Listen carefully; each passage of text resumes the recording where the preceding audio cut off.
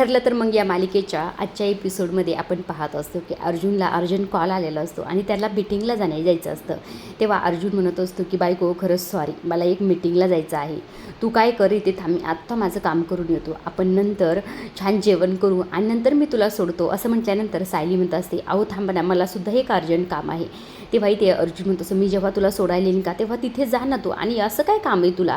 असं म्हटल्यानंतर आता इथे अर्जुन त्याचा कोट काढत असतो. सायली ते मनात विचारच करत असते, यांना जर मी सांगितलं की आता मी टेप रेकॉर्डर शोधण्यासाठी जाते तर हे मला हजारो प्रश्न विचारतील, त्यामुळे काही सांगायलाच नको यांना, असं इथे सायली स्वतःच्याच मनाशी. आता इकडे अर्जुन ते कोट वगैरे घालत असतो. तितक्यात खरं त्याच्या लक्षात येतं की कोटचं बटन तुटलेलं आहे.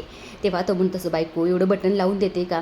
तेव्हा सायली म्हणते हो ठीक आहे चालेल. आता अर्जुन सुई दोऱ्याचा जो काही डब्बा असतो तो आता इथे सायलीला देत असतो. सायली एक वाटेवर बसून आता इथे ते बटन लावून देत असते. अर्जुन तिच्या शेजारी बसलेला असतो. अर्जुन म्हणतो बायको तुला एक गोष्ट सांगायचीच राहिली, तन्वीचे फोटो जे काही कपाटात होते का मी पूर्ण आजीला देऊन आलो. आता अर्जुनने असं म्हटल्यानंतर सायली आता रागानेच पाहते आणि म्हणतात हे सगळं करण्याची काय गरज होती. तेव्हा अर्जुन म्हणतो इथं तरी ठेवायची काय गरज होती आता ते फोटो, आता पूर्ण आजीचं सगळं कन्फ्युजन दूर झालेलं आहे ना.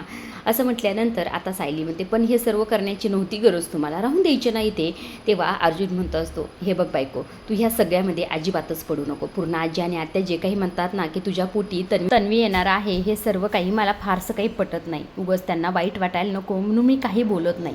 तू याच्यात अजिबातच पडू नको. आणि एक गोष्ट लक्षात ठेव, आता तू सिनियरच्या घरी जातेस ना, त्यामुळे हा विषय तुम्ही अजिबातच काढू नका. आता सिनियरने आणि प्रतिमा आत्याने सुद्धा ह्या सर्व गोष्टीतून बाहेर आले, त्यामुळे तुम्ही हा विषय अजिबातच काढू नका बायको, असं इथे अर्जुन म्हणत असतो. तितक्यात खरं तर सायलीचं बटन लावून झालेलं असतो. तेव्हा अर्जुन म्हणतो अरे वा झालं की बटन लावून. तेव्हा सायली म्हणते हो झालेलं आहे. आता अर्जुन ते कोट वगैरे घालतो आणि बायकोला म्हणत असतो, म्हणजे सायलीला म्हणत असतो की बायको मी आता निघतो, माझं काम पटदिशीने आवरतो आणि मी वापस येतो, मग आपण छान जेवण करूया आणि मग मी तुला सोडतो प्रतिमा आत्याकडे. असं म्हटल्यानंतर आता सायली म्हणते हो ठीक आहे चालेल. आता सायली तिथे विचार करत असते अर्जुन निघून गेलं. सायली स्वतःच्याच मनाशी म्हणत असते बरं झालं यांना टेप रेकॉर्डबद्दल काहीही सांगितलं नाही. यांचं मत आहे की तन्वीचा विषयसुद्धा काढायचं नाही, त्यामुळे खरं यांना काही गोष्टी नाही सांगितलेल्याच बऱ्यात. ही येऊस तर मी जाते आणि पडदिशीन ते टेप रेकॉर्ड घेऊन येते, असंही ते सायली म्हणत असते. आता सायली घाईघाई तिथून निघून गेलेली असते. आता इकडे दुसऱ्या बाजूला अस्मिताचा सीन दाखवलेला. अस्मिता तिच्या सगळ्या डॉक्युमेंटची फाईल इथे पाहत असते, म्हणजे तिला जे काही सर्टिफिकेट मिळालेले आहे, तिचं ग्रॅज्युएशन झालेले या सर्व गोष्टीचे सर्टिफिकेट ती इथे पाहत असते आणि म्हणत असते या सर्वांचे मी एक झेरॉक्स काढून घेते, म्हणजे जॉब ॲप्लिकेशनला जोडता येतील.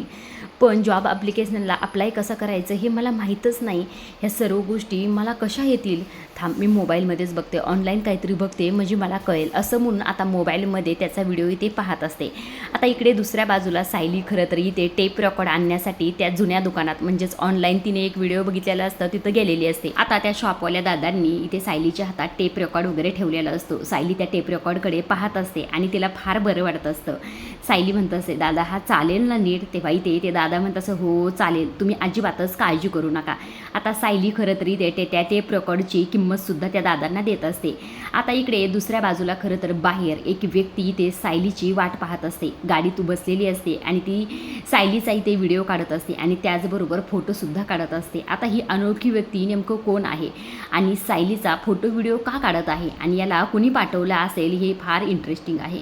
इकडे दुसऱ्या बाजूला अस्मिता ते व्हिडिओ पाहत असते. तितक्यात खरं तर अस्मिताचं बाळ उठलेलं असतं, त्याला ती समजवत असते आणि त्याला इथे शांत करण्याचा प्रयत्न करत असते. आता बाळाला शांत करण्याचं काम तर ती करतच असते, त्याचबरोबर ती एके हातात मोबाईल घेऊन तो व्हिडिओ पाहत असते, कारण की तिला जॉबसाठी अप्लाय करायचं असतं. ह्या सर्व गोष्टी तिला शिकून सुद्धा घ्यायच्या असतात, कारण की सर्व गोष्टी आता तिला एकटीने करायच्या आहेत असं तिचं म्हणणं असतं. इकडे दुसऱ्या बाजूला सायली ते टेप रेकॉर्ड घेऊन निघालेली. प्रतिमा आत्याने जी काही गाडी पाठवलेली असते त्या गाडीतच बसून ती आता इकडे निघालेली असते. ती फार खुश असते, कारण की तन्वीचा आवाज तिला इथे ऐकायला भेटणार असतो. आता जो काही व्यक्ती तिचा पाठलाग करत असतो तो सुद्धा आणखी तिच्या मागेच असतो, तिच्या मागावरच असतो. ती जिथे जाते तिथे तो जात असतो. त्याला खरं तर एका व्यक्तीचा कॉल आलेला असतो. त्या व्यक्तीने विचारलेलं असतं की तू पाठलाग करतोस का. तेव्हा ते म्हणत असतो हो मी त्याच व्यक्तीचा पाठलाग करत आहे, आता बघतो नेमकं ती कुठे जाते. असं तो फोनवर बोलत असतो.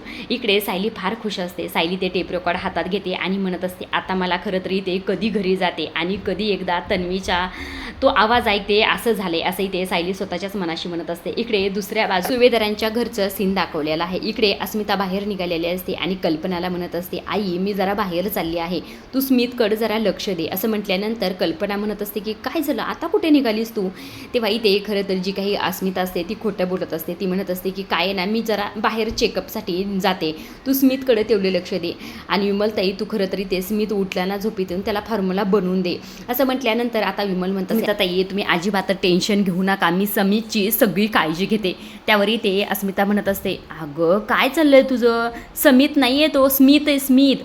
आता इथे विमल परत म्हणत असते, मी तेच तर म्हटले ना, मग समीत ना. आता इथे विमलला अजिबात स्मित नाव घेता येत नसतं बरं का. तेव्हा इथे कल्पना म्हणत असते, अगं विमल त्याचं नाव स्मित आहे, एकदा म्हण बरं.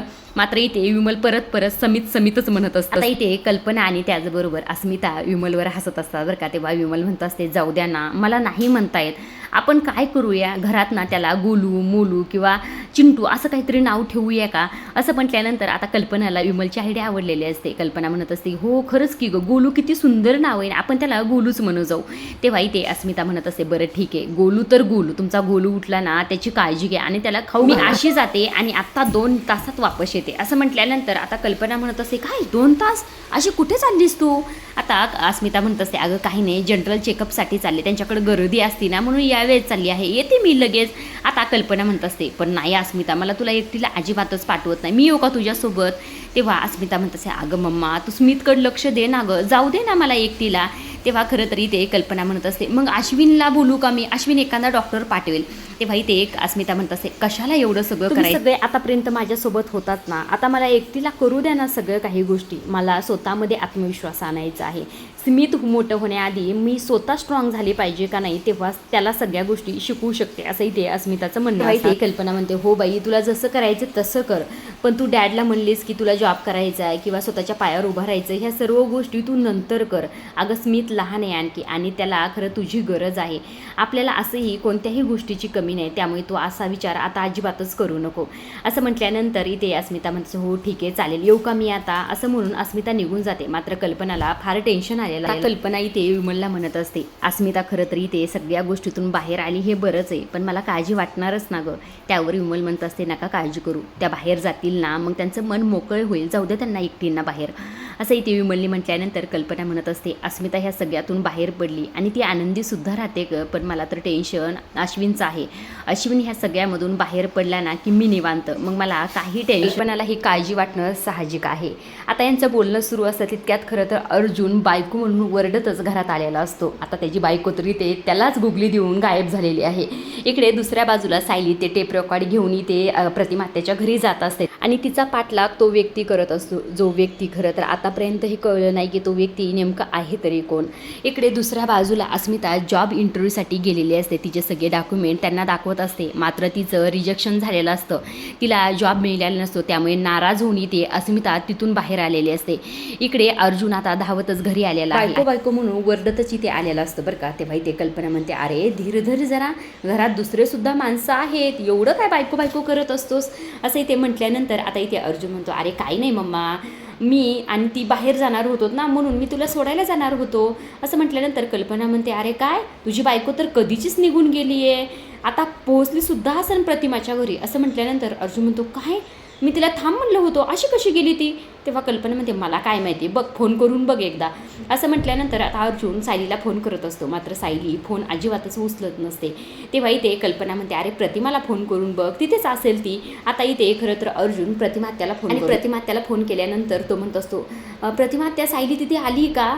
असं म्हटल्यानंतर आता प्रतिमा म्हणत असते की नाही, इथे नाही आली, मी तिचीच वाट बघते, खरं तर आम्ही जेवायला दोघी थांबलोत, ती निघले का तिथनं. असं म्हटल्यानंतर आता अर्जुन म्हणतो, हो निघली आहे मम्मा, ती कधी निघली. असं म्हटल्यानंतर आता कल्पना म्हणत असते, अरे तू गेला का, त्यानंतर 5 मिनिटांनीच ती निघली, आतापर्यंत मग पोहोचायला हवी होती. आता अर्जुनला फार टेन्शन आलेलं असतं आणि त्याचबरोबर कल्पनासुद्धा. इकडे आता प्रतिमासुद्धा म्हणत असते, मग इथं आता कसं काय पोहोचली नाही, नेमकं काय झालं असेल. आता सगळ्यांनाच इथे सायलीचं टेन्शन आलेलं असतं. आता अर्जुनसुद्धा फार चिडलेला असतो बरं का. तेव्हा इथे प्रतिमा म्हणत असते, अर्जुन नको टेन्शन घेऊ, ती तिथे आली तर मला कळव आणि इथं आली तर मी तुला सांगते नको काळजी करू, असं इथे प्रतिमा म्हणत असते. आता इथे तितक्यात खरं तर सायली आली असते. सायली म्हणते काय झालंय. आता सायलीचा आवाज ऐकल्याबरोबर अर्जुनला लगेच कळतं बरं का. तेव्हा इथे अर्जुन म्हणतात प्रतिमा त्या काय झालं, सायली आली का इथे. तेव्हा इथे प्रतिमा म्हणतात त्या म्हणत असतात हो थांब मी स्पीकरवर ठेवते, तू बोल सायलीला. आता अर्जुन इथे सायलीवर फार चिडत असतो. तो म्हणत असतो काय चाललंय बायको तुझं, तू कुठे गेली होतीस, अगं तुझा फोनसुद्धा लागत नव्हता. असं म्हटल्यानंतर सायली म्हणतास तुम्हाला मी म्हटलं होतं ना माझं एक काम आहे. त्यावर अर्जुन म्हणतोस मी तुला म्हटलं होतं ना थांब, मग का गेलीस न सांगता. असं म्हटल्यानंतर आता सायली म्हणते मी आईला सांगितलं होतं आणि तुम्हाला सुद्धा सांगितलं होतं, तुम्ही कशाला एवढं ओरडताय, माझं काम होतं म्हटलं ना. तेव्हा अर्जुन म्हणतो असं काय काम होतं जे कुणालाही न सांगता केलंस तू. तेव्हा इथे सायली खोटं बोलत. आता ते म्हणत असते की मी मंदिरात गेले होते, मला शांत जरा बसायचं होतं. असं म्हटल्यानंतर अर्जुन म्हणतो अरे जा बाबा कुठे पण असं न सांगता जात जाऊ नको, असं इथे खरं अर्जुन काळजीपोटी बोलत असतो. तेव्हा इथे सायली म्हणत असते मला काय माहिती तुम्ही इतकं ओरडता माझ्यावर. आता इथे प्रतिमा म्हणत असते अर्जुन एवढं ओरडायची तुला नाही गरज, आली ना ती सुखरूप घरी, मग कशाला टेन्शन घेतो. आता प्रतिमात्याने असं म्हटल्यानंतर अर्जुन थोडा शांत होतो आणि म्हणत असतो सायली मी तुला नंतर बोलतो आता, असं म्हणून फोन ठेवून देतो. मात्र इथे सायलीची काळजी अर्जुनला वाटतच असते. इकडे आता प्रतिमात्या म्हणत असतात की ह्याच्यात काय आणलंस तू. त्यावर सायली म्हणते की टेप रेकॉर्ड आणलाय मी. तेव्हा प्रतिमात्या म्हणतात पूर्णाजीने ठेवला होता जपून. नाही हो प्रतिमात्या, खरं तर तो कधीच खराब झाला, मी हा मार्केटमध्ये जाऊन नवीन घेऊन आले, चला ना आपण तन्वीच्या आवाजातली शुभम करोती ऐकूया. तेव्हा प्रतिमात्या म्हणतात थांब मी सुमनला आवाज देते, आपण जेवण करूया आणि नंतर ऐकूया की. मात्र सायलीला आत्ताच ऐकायचं असतं. सायली म्हणत असे 10 मिनटं लागतील प्लीज चला ना, मला फार उत्सुकता आहे तिचा आवाज ऐकण्यासाठी.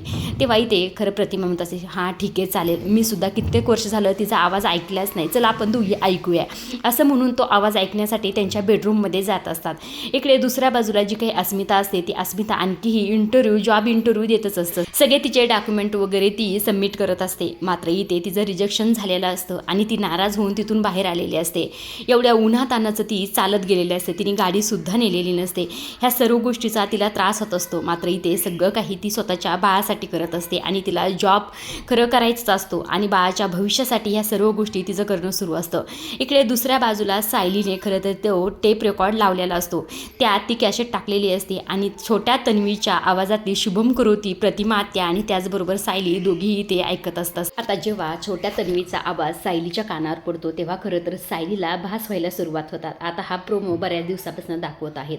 आता सायलीला असं वाटतं असतं की छोटी तन्वी म्हणजेच ती स्वतः तिथे समोर बसलेली आहे आणि तिचाच हा आवाज आहे. त्यामुळे ती खरं त्या आवाजात इतकी गुंगलेली असते की तिला कशाचंही भान राहिलेलं नसतं आणि प्रतिमा आत्याचं सुद्धा तेच झालेलं असतं. आता दोघीही त्या परत ती शुभम करोतीची कॅसेट ऐकत असतात आणि दोघीही त्यात अगदी गुंतलेले असतात. आता सायली टेप रेकॉर्ड जवळ जाऊन बसते आणि परत ते खरं तरी ते ऐकत असते. आता इथे स्वतःच्याच मनाशी म्हणत असते हा तन्वीचा आवाज कसा असू शकतो, मला तर वाटतंय हा माझाच आवाज आहे, ह्या सर्व गोष्टी कशा काय होतात असंही ते सायली स्वतःच्याच मनाशी म्हणत असते. आता इकडे दुसऱ्या बाजूला जी काही अस्मिता असते, अस्मिता आणखी सुद्धा उन्हातानात फिरत असते. ती आता इथे एका रिक्षाला थांबवते आणि त्याला म्हणत असते की MG रोडला येता का, किती घेताल. तेव्हा खरं तरी इथे तो रिक्षावाला म्हणतो की 290. आता 290 ऐकल्यानंतर आता अस्मिता म्हणते ठीक आहे नको जाऊ दे, असं म्हणून त्या रिक्षावाल्याला लावून देते आणि अस्मिता परत इथे चालत घरी जाण्यासाठी निघालेली असते. इकडे खरं तर विमल जी असते ती कल्पनाला म्हणत असते आणि अर्जुनसुद्धा इथे बसलेला असतो. ती म्हणत असते की सगळी तयारी करून ठेवली मी, मग काय करू आता, किंवा भाजी फोडणी घालू का. असं म्हटल्यानंतर कल्पना म्हणत असते की अस्मिता आली की मी भाजी फोडणीला घालते, तू बाकीची तयारी कर. असं म्हटल्यानंतर विमल तिथून निघून जाते आणि ते अस्मिता धावतच घरी आलेली असते. अस्मिता घरी आल्याबरोबर बाळाची विचारपूस करत असते, स्मित कसा आहे, झोपला का, त्याचं खाणं वगैरे झालंय का. असं म्हटल्यानंतर आता कल्पना म्हणते नको काळजी करू, तो खाऊन पिऊन झोपलेला आहे. आता इथे खरं तर अस्मिताला घाम वगैरे आलेला असतो कारण की ती चालत आलेली असते. त्यामुळे अर्जुन म्हणतो असतो की अस्मिता ताई काय झालंय, म्हणजे तुझा अवतार का असा झालाय. त्यावर इथे अस्मिता म्हणत असते बाहेर बघितलंच ना किती ऊन आहे आणि त्या FC रोडला सावलीसुद्धा नाही, त्यामुळे मला घामाघूम व्हायला लागलंय रे. असं म्हटल्यानंतर आता कल्पनामध्ये FC रोड आणि तू तिथे कशाला गेली होतीस, आणि ते हॉस्पिटल तर स्टेशन जवळ आहे ना. त्यावर खरं इथे अस्मिताला काय बोलावं कळत नाही. मात्र ती वेळ मारून नेते आणि म्हणत असते की अगं तिथले डॉक्टर त्या हॉस्पिटलमध्ये गेले होते म्हणून मी तिकडे गेले. आता इकडे अस्मिताने असं बोलल्यानंतर इकडनं अर्जुन म्हणतो अस्मिता ताई पण तुला रिक्षाने जायची नव्हती गरज, इतक्या लांब गेलीस ना, मग गाडी घेऊन जायचं की. त्यावर इथे अस्मिता जरा चिडतच म्हणते गाडी कशी घेऊन जाणार, तिथं पार्किंगची सोय नव्हती म्हणून मी हे सगळं काही केलं, तुम्ही इतके प्रश्न कशाला विचारता मला, असं म्हणून चिडतच तिथून निघून जाते. आता इथे अर्जुनला जरा आकोड वाटत असतं. अर्जुन म्हणत असतं हे सगळं काय चाललं आहे अस्मिताताईचं, असं का वागते ही. त्यावर इथे कल्पना म्हणत असते मला सुद्धा कळत नाही, गेल्या 2-3 दिवसापासून अशीच वागते ही. आता ह्या दोघांनाही अस्मिताताईची काळजी वाटत असते. इकडे दुसऱ्या बाजूला मात्र इथे जी काही सायली असते ती आणखी सुद्धा ती कॅसेट ऐकत आणि पूर्णपणे त्या आवाजात गुंतलेली असते. आता प्रतिमाने ते आवाज ऐकल्यानंतर प्रतिमा म्हणत असते की हा आवाज मी कितीदा जरी ऐकला ना तरीसुद्धा माझं सुद्धा मन नाही भरायचं गं, असं म्हणून आता इथे सायलीकडे येत असते. सायली मात्र पूर्णपणे गुंतलेली असते. सायलीला हात लावला की सायली पडदेशीन डचकते. तेव्हा इथे प्रतिमा म्हणते काय झालं, कुठे एवढे हरवलीस.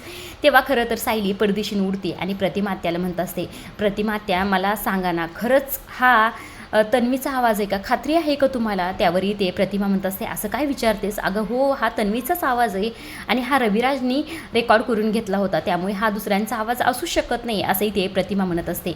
आता सायली विचारात गुंतलेली असते. तेव्हा इथे प्रतिमा म्हणते काय झालं, काय तुझं काय चाललं डोक्यात. तेव्हा सायली म्हणते काही नाही. आता प्रतिमा म्हणत असते की तू ये खाली, मी जेवायला ताटं वाढते तोपर्यंत. आता प्रतिमा तिथून निघून गेलेली असते. सायली स्वतःच्याच मनाशी म्हणत मला असं का वाटतं की हा माझाच आवाज आहे, पण हे सगळं मी कुणाला सांगू. मला जे वाटतंय ते खरं आहे का भ्रम आहे, पण ह्या सर्व गोष्टीची मला कोण खात्री करून देईल, या सर्व प्रश्नाचं उत्तर मला कोण देईल, असंही ते सायली स्वतःच्याच मनाशी म्हणत असते. आजच्या पुरतं एवढंच. अशा डेली मालिकेचे अपडेट जर तुम्हाला जाणून घ्यायला आवडत असतील तर आपल्या चॅनलला जरूर सबस्क्राईब करा आणि तोपर्यंत पाहत राहा. ठरलं तर मग धन्यवाद.